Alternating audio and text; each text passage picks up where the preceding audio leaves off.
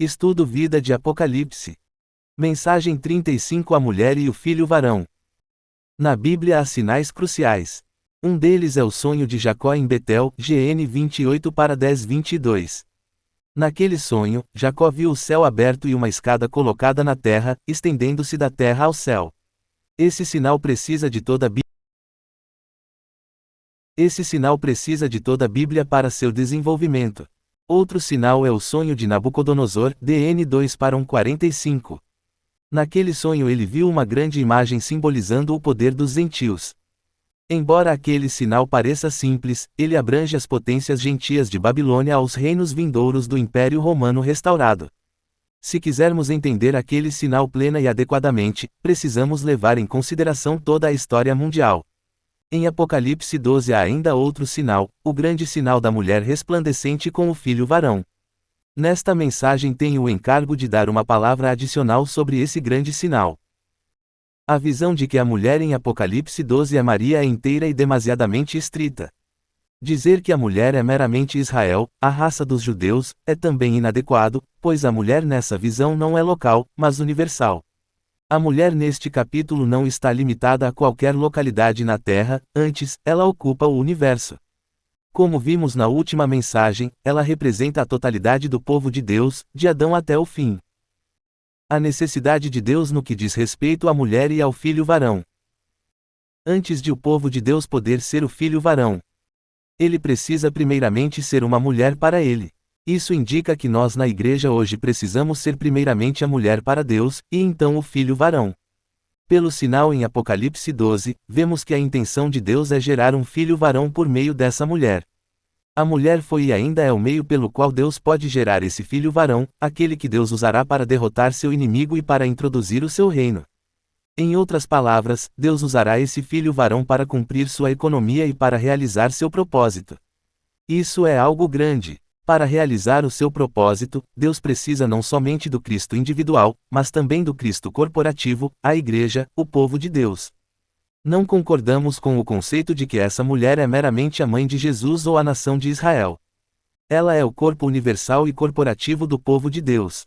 Deus precisa do filho varão para derrotar seu inimigo e para introduzir o seu reino, para que o seu propósito eterno possa ser cumprido. A fim de ele ter tal filho varão, a necessidade da mulher. A posição da mulher. Agora precisamos ver algumas questões cruciais relacionadas com a posição da mulher na Bíblia. A Bíblia revela que, aos olhos de Deus, seu povo é sua esposa. Em Isaías 54, Deus até mesmo refere-se a si mesmo como um marido para seu povo. De acordo com a Bíblia, para que uma mulher seja uma esposa adequada, ela precisa submeter-se a seu marido. Neste universo, o único marido, o único homem, é Deus. Deus, o homem universal, o marido universal, é o nosso marido. Quer sejamos homens ou mulheres por nascimento, sendo povo de Deus, somos mulheres aos seus olhos. Deus é nosso marido e nós somos seu complemento. Como sua esposa, precisamos nos submeter a ele. Embora possamos dizer que somos uma esposa para Cristo, ainda temos a nossa própria maneira e intenção. Frequentemente não tomamos sua vontade e intenção como nossas. Isso significa que, na verdade, não o tomamos como nosso marido ou nos submetemos a ele. Uma esposa precisa também receber algo de seu marido para ficar grávida. A Bíblia revela que a submissão é receber algo de Cristo, exatamente como a mulher se submete ao seu marido, não para fazer algo para ele, mas para receber algo dele. Nada do que uma esposa faz para o marido é mais importante do que receber alguma coisa dele. Na realidade, o dever de uma esposa não é fazer coisas para o marido, é receber algo dele, para que possa gerar alguma coisa para ele. No grande sinal em Apocalipse 12, a mulher não é retratada como fazendo alguma coisa para o marido, ela é descrita como estando grávida. Ela foi fecundada por seu marido a fim de gerar algo para ele. O dever da igreja não é, principalmente, fazer alguma coisa por Cristo. Seu dever é receber algo de Cristo de modo a ficar grávida de Cristo e poder gerar alguma coisa para ele. A mulher neste capítulo indica, em primeiro lugar, submissão a Deus. Em segundo lugar, ela indica que não precisamos fazer nada para Deus. O que precisamos é receber algo de Deus. Ele não precisa de nada de nós, mas nós precisamos de alguma coisa de Cristo que entre em nosso ser a fim de que possamos ficar grávidos e gerar algo para Ele. A igreja hoje precisa de Cristo. Essa visão está totalmente ausente no cristianismo de hoje. Quando os cristãos falam de submissão, seu conceito é fazer alguma coisa para Cristo, desempenhar algum trabalho para Deus. Mas como uma mulher adequada, precisamos, primeiramente, submeter-nos ao nosso marido, não fazer algo para ele, mas receber algo dele. Se fizermos isso ficaremos grávidos, e alguma coisa será gerada por meio de nós. O significado da fornicação. Agora precisamos considerar o que é a fornicação. Fornicação é ter um marido e submeter-se a outro homem.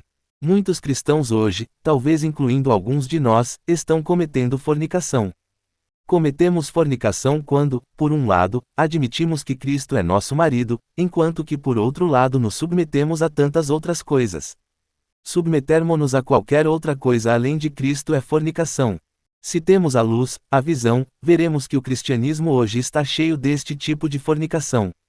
Como uma esposa casta, você não deve se submeter a nenhum outro além do seu marido, e não deve receber nada de ninguém mais. Receber algo de alguém que não seja seu marido é fornicação. Mas olhe para o cristianismo de hoje. Semana após semana e dia após dia, os cristãos estão recebendo outras coisas além de Cristo. Nós, na vida da igreja, devemos ser cuidadosos para não receber nada além de Cristo. Não devemos receber ensinamentos, doutrinas, práticas ou formas. Receber algo além de Cristo, ainda que seja bom ou até mesmo bíblico, é cometer fornicação espiritual. Devemos receber somente Cristo e permitir que só Ele nos faça grávidos. A maneira de produzir o filho varão. Somente recebendo Cristo para dentro de nosso ser é que podemos gerar o filho varão. O filho varão é totalmente formado do elemento constituinte de Cristo. Para produzir o filho varão, precisamos primeiramente ser um com Cristo e receber algo dele. Quando recebemos algo unicamente de Cristo, ficamos grávidos de Cristo para gerar o filho varão. Se você tiver essa visão, sentir-se apesaroso com a situação no cristianismo de hoje. Onde está o filho varão? O cristianismo tem produzido muitas coisas, mas quase não há nenhum filho varão. Por estar o cristianismo fecundado de outras coisas além de Cristo, dificilmente alguma coisa que ele gere será o filho varão. Deus não tenciona que a mulher lute contra o dragão. Deus tenciona usar o filho varão para lutar contra o dragão. O dragão ainda está nos céus porque o filho varão ainda não foi gerado. Agora podemos ver que este estudo vida de Apocalipse não é por acaso, ele foi planejado e foi determinado por Deus para que pudéssemos ver que devemos ser a única mulher, submetendo-nos somente a Cristo, não a outra coisa ou outra pessoa, e que precisamos receber somente o que é de Cristo. Quando, como essa mulher, recebermos alguma coisa unicamente de Cristo, o filho varão será gerado. A diferença entre a mulher e o filho varão. O filho varão é a parte mais forte da mulher. Por um lado, primeiramente precisamos ser a mulher, por outro lado, precisamos ser também o filho varão. Não é adequado ser simplesmente resplandecente e celestial. Precisamos ser plenamente constituídos com o elemento de Cristo. A diferença entre a mulher e o filho varão é essa: não muito do elemento de Cristo é constituído para dentro do ser da mulher, mas todo o ser do filho varão é saturado e permeado com o elemento de Cristo. Por isso, o filho varão é a própria constituição de Cristo. Como pode esse filho varão ser gerado? Ele é gerado por meio de Cristo tornando-se parte da mulher para constituir aquela parte dela com todo o seu rico elemento. Não considere isso meramente uma interpretação, mas aplique-o à sua experiência diária. Mesmo que se submeta a Cristo e receba algo dele, você ainda é a mulher e ai. Não é o filho varão. Você não será forte até que permita que o elemento de Cristo seja trabalhado para dentro do seu ser. Quanto mais o elemento de Cristo for trabalhado dentro de você, mais forte você se tornará. Esse é o filho varão. Tornando-se parte do filho varão ao servir o Cordeiro. Não entenda o filho varão apenas de uma maneira doutrinária, como alguém consistindo nos vencedores mortos ressurretos. Falando doutrinariamente, isso é correto. Mas não gostamos de compreender a Bíblia simplesmente de uma maneira doutrinária, antes, precisamos conhecer a palavra de um modo prático. Mesmo hoje, antes do tempo da ressurreição, podemos ser o filho varão. Se você não é uma parte do filho varão hoje, então, como espera ser uma parte do filho varão em ressurreição? O princípio de tomar-se as primícias ou o filho varão é o mesmo, precisamos seguir o cordeiro aonde quer que ele vá. 14:4. Entretanto, nos primeiros tempos do meu ministério, não percebi que seguir o cordeiro não é uma questão exterior. Não devemos dizer, o cordeiro era paciente e humilde, e precisamos imitar sua paciência e humildade. O cordeiro era absolutamente para Deus, e nós precisamos também ser absolutamente para ele. O cordeiro é nosso exemplo e nós precisamos segui-lo. 40 anos atrás, dei mensagens ao longo dessa linha. Todavia, mais tarde percebi que essa é uma compreensão natural de seguir o cordeiro. Se o elemento do cordeiro não entrar em nós, seremos incapazes de segui-lo. Não somos um cordeiro, somos macacos, ou asnos. Como pode um macaco, ou um asno, seguir o cordeiro? É impossível. Seguir o cordeiro significa permitir que ele entre em você. Quando o elemento do cordeiro é constituído para dentro do seu ser, você será na realidade uma parte do cordeiro. Será incapaz de ser o que era antes porque você foi transformado. Nosso ser transformado é o filho varão. Agora somos a mulher submetendo-nos ao nosso marido e recebendo algo dele para dentro do nosso ser. Se permitirmos que o elemento que recebemos de nosso marido sature e permeie nosso ser, constituindo-nos com esse elemento, não mais seremos simplesmente a mulher, mas o filho varão. Embora precisemos orar mais, se simplesmente oramos de uma maneira comum, não seremos supridos. Precisamos estar constantemente abertos ao nosso marido. Precisamos permitir que o elemento de Cristo, o elemento constituinte divino de Cristo, opere em nós continuamente para saturar e permear todo o nosso ser.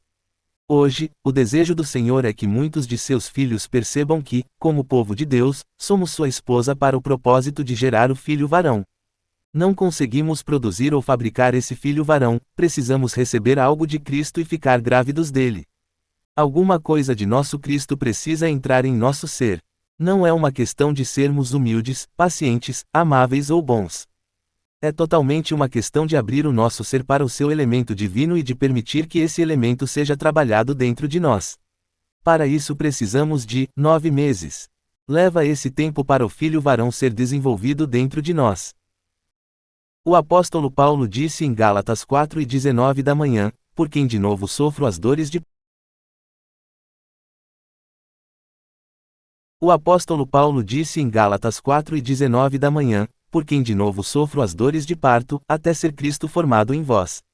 Isso indica que ele percebia que era parte dessa mulher em trabalho de parto para gerar o filho varão, que é Cristo formado em nós.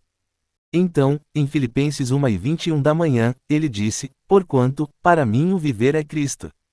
Isso mostra que ele tornara-se uma parte do filho varão por experienciar Cristo. Por um lado, ele era uma parte da mulher em trabalho de parto e, por outro lado, era uma parte do filho varão. Paulo fora estabelecido por Deus como um modelo para os crentes, 1 Terámetro 1:16 da manhã. Todos nós precisamos ser como ele. Por um lado, devemos ser parte da mulher para sofrer dores de parto para o nascimento do filho varão e, por outro lado, devemos ser o filho varão para derrotar o inimigo de Deus e introduzir o seu reino para o cumprimento do seu propósito. O ódio do dragão pela mulher. O inimigo odeia essa mulher e está procurando devorar o filho varão. A guerra é devido ao fato de o inimigo desejar neutralizar essa mulher. Mesmo hoje, nós em Anaheim, somos pequenos em número. Algumas vezes fico refletindo porque as pessoas se opõem tanto a nós e estão fazendo todo o possível para nos exterminar. Humanamente falando, é muito difícil entender isso. Até mesmo muitos opositores e críticos não sabem o motivo. Mas o grande dragão sabe. Ele percebe que alguns entre o povo do Senhor estão reassumindo a verdadeira posição da mulher. Uma vez que tenhamos reassumido essa posição, Deus tem a oportunidade de gerar o filho varão. Satanás, o sutil, que está por trás dos opositores, sabe que alguns entre o povo de Deus tomaram a posição dessa mulher e que eles ficarão grávidos de Cristo para gerar o filho varão. Nessa guerra precisamos tocar o trono, invocar a mais elevada autoridade e exercitar nosso espírito para lutar na batalha. A importância de se ver esse grande sinal. Hoje, é-nos crucial perceber que somos a mulher. Como a mulher, precisamos nos submeter ao nosso marido, abrirmos-nos a ele e receber algo dele a fim de que seu elemento possa ser trabalhado para dentro do nosso ser. Como resultado, nós não somente ficaremos grávidos, como também, por fim, geraremos um filho varão. Essa é a economia de Deus. Espero que todos vejamos esse sinal simples, ainda que profundo, da mulher resplandecente com o filho varão sofrendo a oposição do grande dragão. Se tivermos essa visão, nosso conceito com relação à nossa vida cristã será radicalmente mudado.